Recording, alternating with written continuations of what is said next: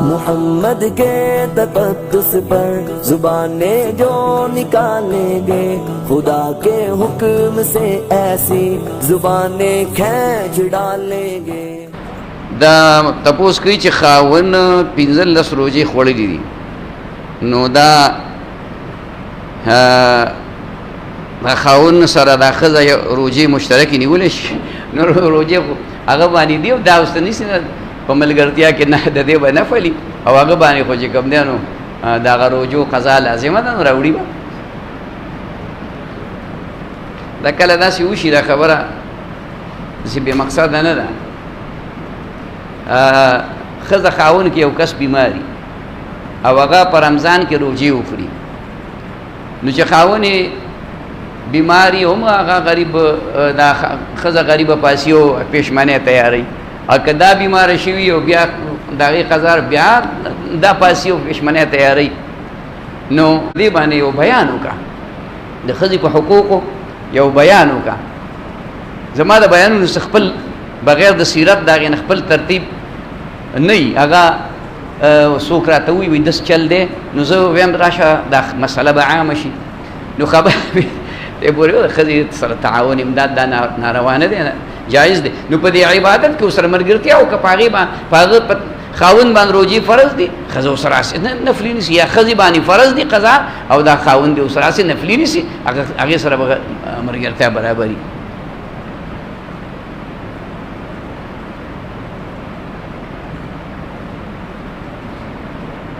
دا چې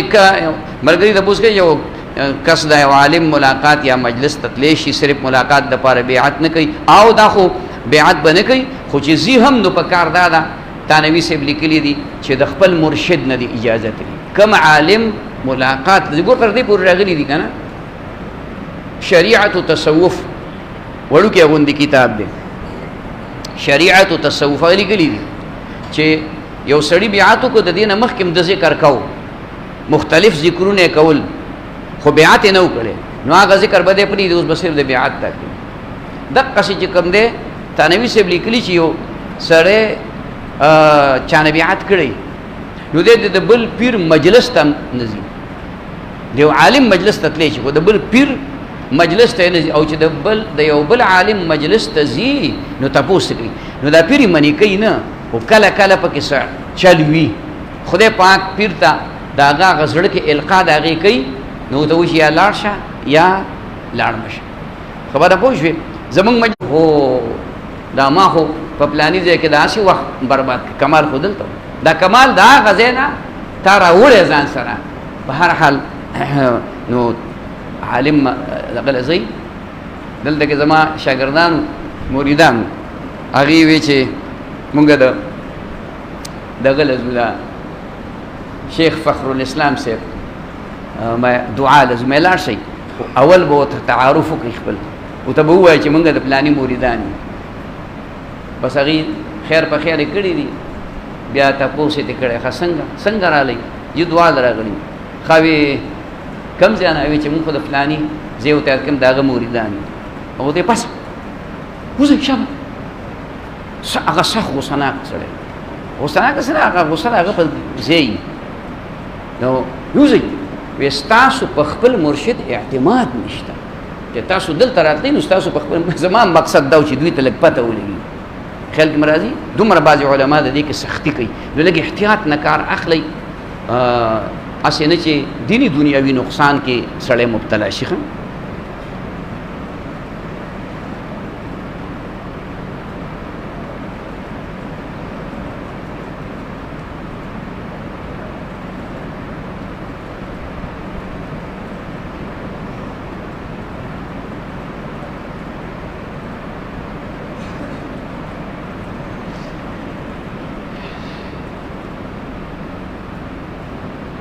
دا د ملګري خو ډېر لمبا چوړه سوال لیکلی، روحاني حصه، روحاني حصه څه ته وایي؟ روحاني حصه د باطن صفاوالي د ویلی کېږي، د زړه پاکوالی. الا ان فی الجسد لمضغه اذا صلحت صلح الجسد کله، د بدن کې یو ټوټه د غوښې هغه ټیک شو، زړه دی هر څه به ټیکي، اوس دغه زړه کې باطن کې د هغې صفاوالی په مختلفو طریقو باندې وي د هغې دپاره عبادات دي اعمال دي اذکار دي وظایف دي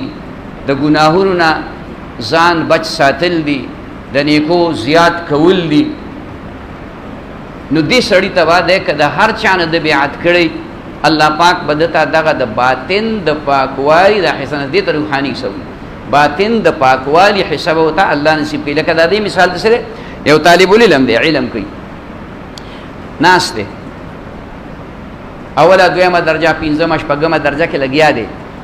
10 طالبان دي 10 طالبان دي 15 طالبان دي او عالم ورته لګیا دی هغه ورته سبق وایي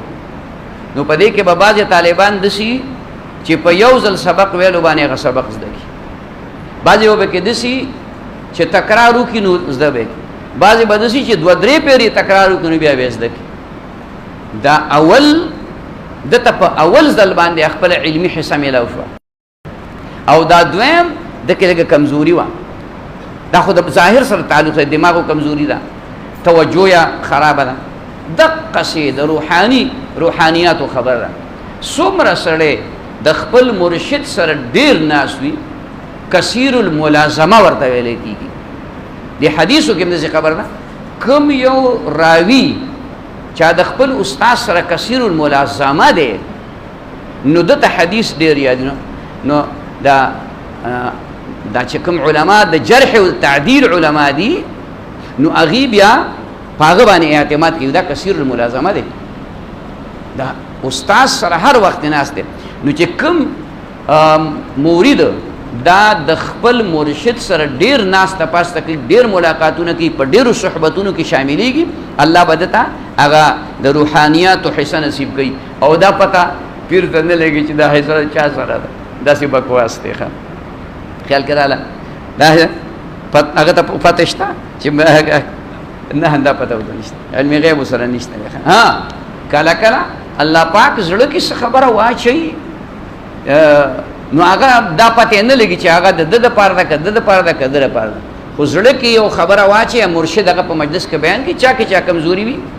نو هغه په خپله باندې هغه کمزوري لکه بیان چې سړی کوي لنډه خبره ده اوس مثال په طور ما نن بیان کې د مانځه خبره وکړه او خصوصا د سار د مانځه خبره مې پکې وکړه اوس که دا کمې په ما کې دی که په تا کې دی که په تا کې دی نو احسا پته ولګېدله چې بهی دا خو ما ته دا خبره واوروله نو د دې مطلب نه چې زه ستانه خبر یم ستانه خبر نه یم خو لکه چې کوم اغلا پتا کې موجوده و خدای پاک زما په خوله راوښکله دقسې د روحانیاتو کې هم خبره ده نو پیر ته پته نه لګي پیر ګورې عالم غیب نه کوي چرته پیر نه خدای جوړ نه کوي پیر پیغمبرۍ مرتبه ته ونه رسوي ستا په شانتې انسان دی صرف تا ته لار ښي خبره پوه شوې تا له ډرایوینګ نه درځي و هغه له ورځي دغه فرق دی مطلب باندې پوه شو هغه لار ښودونکی دی تا ته راځه دغه طرف دی دغه لار روانه ده ښه د بل سره دی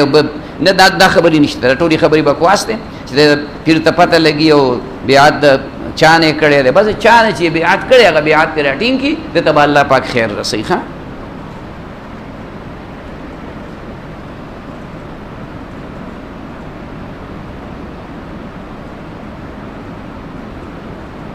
دا مرګره وی چې د پیر ذوالفقار صاحب خلفا دي او د هغې مجلسونه منعقد کیږي نو منګه کله کله هغې کې شرکت کوو آینده اجازه دی که نه ما تاسو ته خبره ډېره زیاته واضحه کړه خو تاسو ما باندې بار بار خبره کول غواړئ که ستاسو په ځان یقین وي چې که د هغه مجلس کې تاسو ته یو خیر میلاو شي او تاسو دا وګڼئ چې دا موږ ته د خپل مرشد نه میلاو شوی دی په حقیقت کې خبره پوه شوې نو بیا خیر دی که داسې نه نو مه ځئ وله دا زه نه وایم دا د تصوف لار د اصول دی اصول تاسو خو پیسې نه خرابوئ چې ځان له کتابونه والئ که نه خبره پوه شوې اوس اسان کتاب دی شریعت و تصوف نور په ټول په ځای دغه شریعت و تصوف یو شریعت و طریقت دی رتانوي صاحب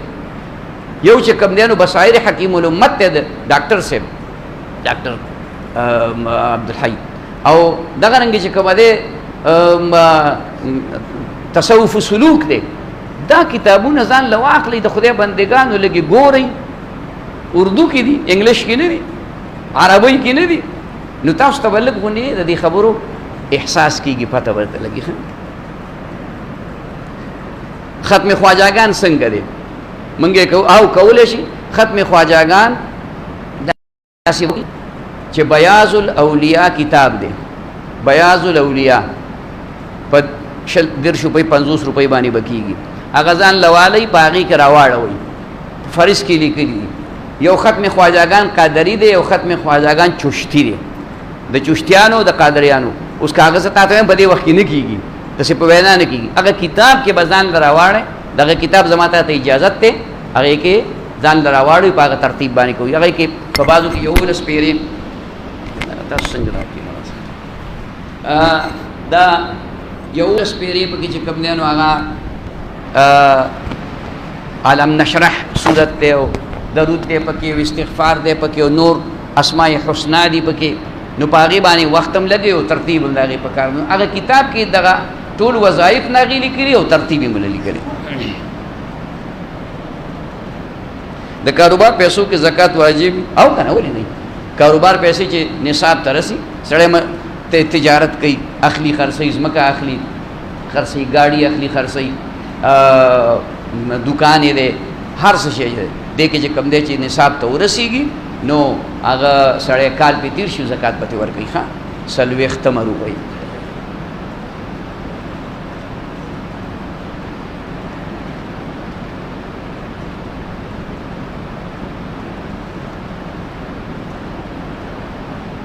دا مرګره و چې سړی مړ دی د بل نه د ژوندي نه چې کوم دی نو کپړې غواړي او ایصال ثواب ورپسې کوي، نو هېڅ د خطرې خبره پکې نشته.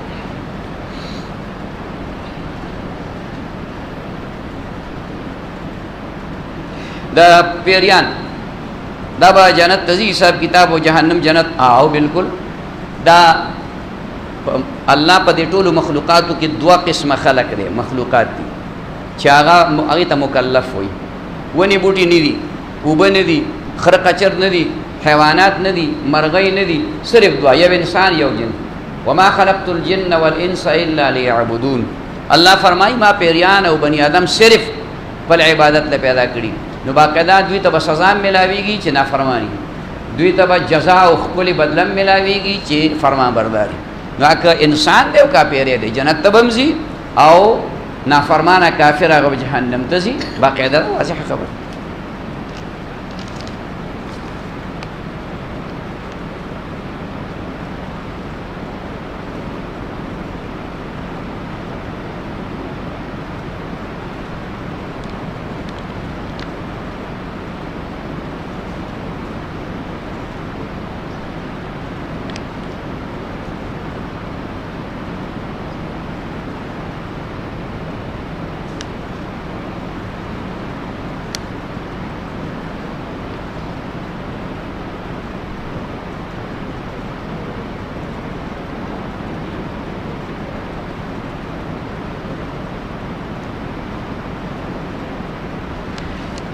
دا کوم دغه الفاظ چې د ملګری ویلي دي ښځې ته چې زما خواله مرازه او ما سره مه کښېنه، تعلق مې درسره نشته، دا ټول الفاظ اخره پورې ویلي دي. او ماله ناشته سهار مه راوړه او تا ته نه ګورم، دا اراده مې نشته، زما ستا سره تعلق نشته. په دې الفاظو کې که دا الفاظ په داسې وخت کې د خولې نه وتي چې د طلاق و بحث روانو، د طلاق و بحث د ښځې او د خاوند په منځ کې، نو دې باندې کنایي دا کنایي الفاظ دي. یو باین طلاق په واقع کېږي. باین طلاق دې ته وایي چې دی به دوباره نکاح کوي. باین طلاق دې ته وایي دی به دوباره نکاح کوي. که نه دی هسې د طلاق بیان نه و، بحث نه و، خو هسې د ښځې او د خاوند په منځ کې خفګان راغی، جګړه رااله، دا د مالې اوبه یخې رانه وړي، دا د شربت رانه وړم، په دې باندې قار غوسه جوړه شو، دا ورته ووایي چې زما خواله مه راځه، ما سره مه کښېنه. نو دا الفاظ د زورنې دي، لکه موږ چې د کنزل وایو، دا کنزل کېدی شي، د زورنې الفاظ کېدی شي. خدا به یاد ساتي چې نیت له اعتبار دی په دې الفاظو کې. که د نیت د طلاق و نو یو طلاق باین به واقع کېږي، او که نیت د طلاق نه و نو بیا طلاق باین نه واقع کېږي.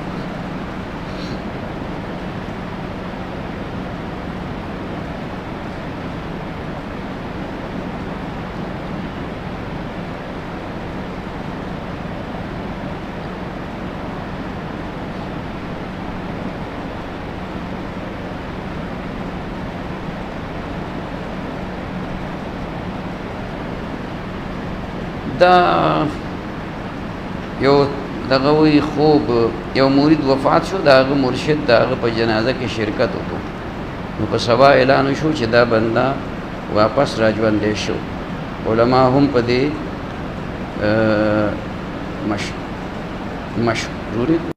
مشوره وکړه غلطه لیکلې وکړه مشوره وکړه چې دا حقیقت دی خو د دې بنده په پته په د پوزې او د تندي نه لګي چې ژوندی دی که مړ دی یعنې دی خوب لیدلی دی او د دې مطلب دا دی چې الله پاک د خپل مرشد په نقش قدم باندې چلولی دی او آینده به هم الله پاک د باندې د مرګ نه پس هم خیر راولي او ژوندي کېدل مطلب یې دا دی چې د مرګ چې دا مړ سړی ژوندی دی او سړی مړ ویني د دې مطلب دا دی چې دی په خپل نفس باندې غلبه حاصله کړې ده او چې کله مړ دی او ژوندی وویني نو د دې مطلب دا دی چې الله پاک دته د مرګ نه پس چې کوم ژوند دی د راحت او د خوشحالۍ هغه نصیب کړي دا کوشش کوئ د دې اعمالو او د ګناهونو نه ځان ساتل دا ډېر ضروري بزرګي دا ده چې هغه تخلیه مطلب د ګناه نه ځان خالی کول یوې تحلیه حی سره د هغې مطلب دا دی په نیکو اعمالو ځان ښایسته کول بل دا کوشش وکړئ چې کوم علما دلته اوس دي او هغوی ته د هغوی اسباق د یو سلسلې مثلا د چشتیې هغه برابر شوي دي بیا پکې 2-3 میاشتې یا 4 میاشتې تېرې شوي علما